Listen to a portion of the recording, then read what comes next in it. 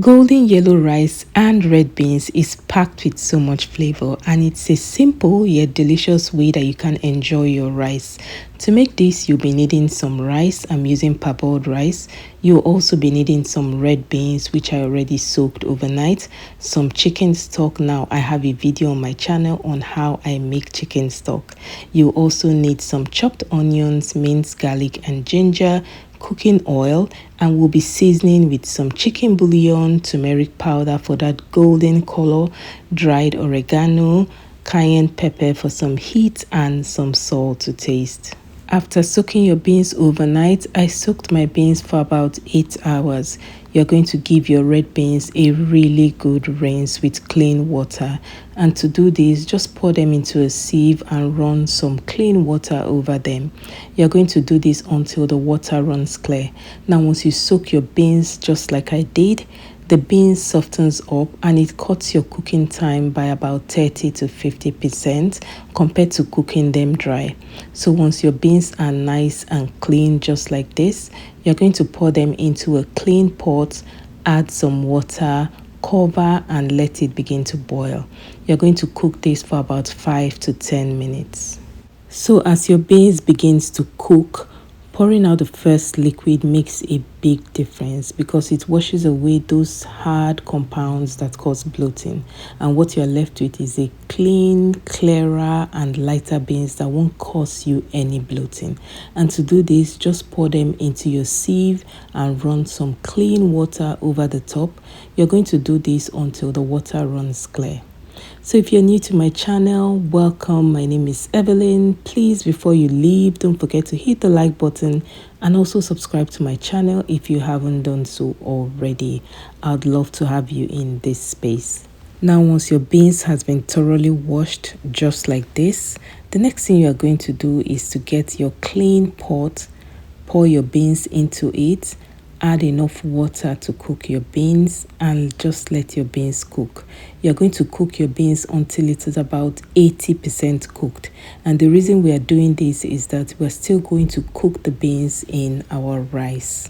Now be sure to check the list of all the ingredients I've used for this recipe in the description box, just in case you would like to make this for yourself.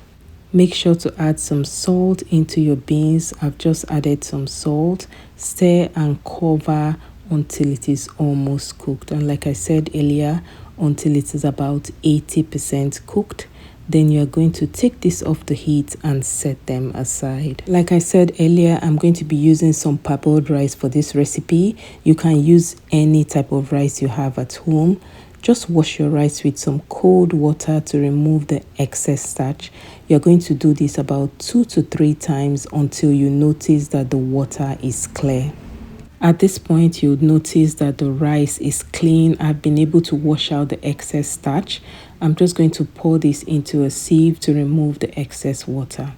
Next, in a clean pot, you're going to add some cooking oil. Once the oil heats up, add some chopped onions, minced garlic and ginger, dried oregano and turmeric powder. Now the turmeric powder is going to give it that beautiful golden color that you want. It's also going to add a delicious flavor to your rice. You are going to stir and fry this for a few minutes. About 3 to 4 minutes will do just fine. So it is really important to follow these steps just like I've just mentioned because we're building flavors, and you can decide to add any other spice you wish to add. You don't have to restrict yourself to the spices I've just mentioned, but turmeric powder is not optional because that is the major ingredient in our recipe today. Next, you're going to pour your washed rice in and begin toasting. Now, toasting your rice before boiling is not just for the sake of aroma. It actually transforms your rice because toasting will lock in a delicious nutty flavor, and it helps each grain stay fluffy and separate even after cooking. Now, these simple steps make a lot of difference in how your rice is going to turn out. Make sure you're stirring constantly, because if you don't, your rice is definitely going to get burnt, and you don't want that. And you should be doing this on medium heat.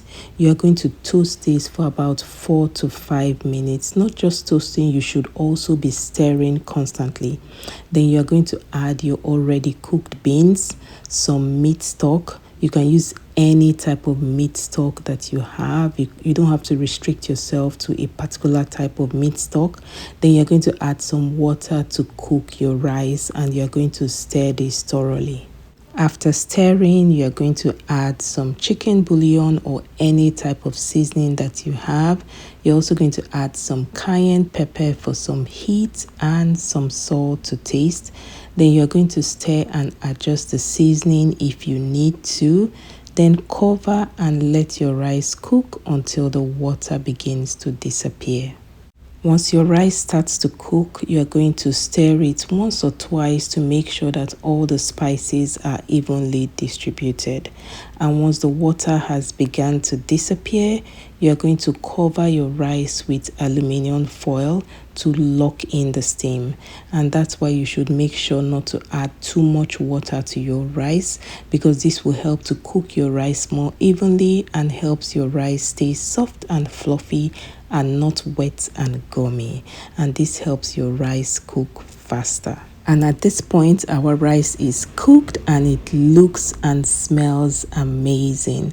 I'm going to fluff it up to allow the steam escape and stop it from cooking. You can serve this with some chicken, beef, fish, fried plantain, salad, whatever you have. You can also serve it with stew, but even without adding stew, I promise that this tastes absolutely delicious. Thanks for watching. Subscribe to my channel, hit the like button, comment down below, and share the video to your family and friends. And I'll talk to you in my next one. Bye.